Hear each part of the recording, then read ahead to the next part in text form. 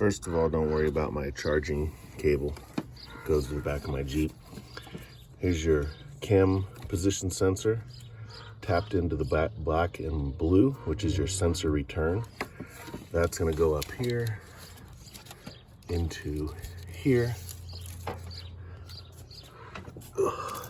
Tapped in to my crank position sensor, blue and black sensor return, spliced together, single wire back to here.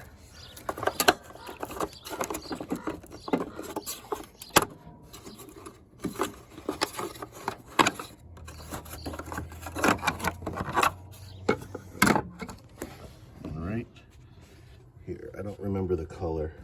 Should be black and blue, I think, too. It's going to be labeled sensor return in the diagram for your Jeep. For cam and crank position sensor, they have one wire back to the computer because they need to be in sync. And if there is something wrong with your factory splice in this harness in here, you're not going to open that up and find it. So just tap in and make a new wire. Everything's fine when you're done.